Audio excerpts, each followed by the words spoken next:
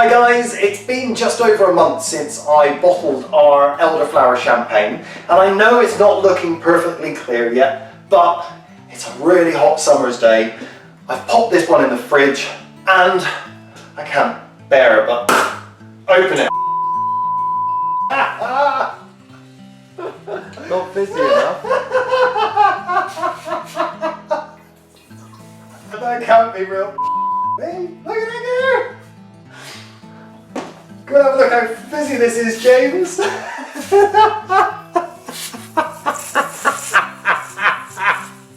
Oh, don't do that, I'm spraying it on the camera. Wait, move away. I can't hold it.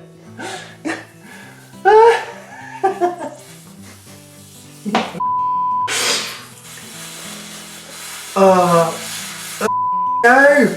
Holy. Let me see if I can pour a bit of this out. Oh! Hooray! Oh my. Look how fizzy that is. Oh, look how cloudy that is. Oh, do you know what?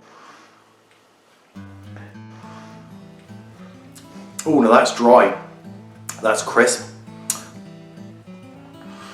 You can really get the zing from the lemons that we put in there.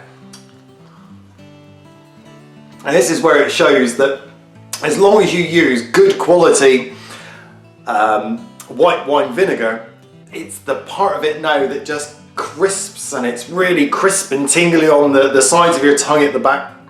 Oh, and you know what? There's so much fizz in this. This is already going to my head. Oh. Oh, now imagine just sat down outside on a lovely sun lounger, basking in the sun, just sipping away on your Elderflower Champagne. That is blooming lovely.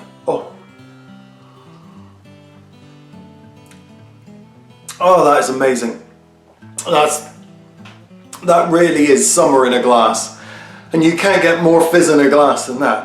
I wasn't expecting that. Anyway. Alright, so when you pop open your bottle of Elderflower Champagne, be ready!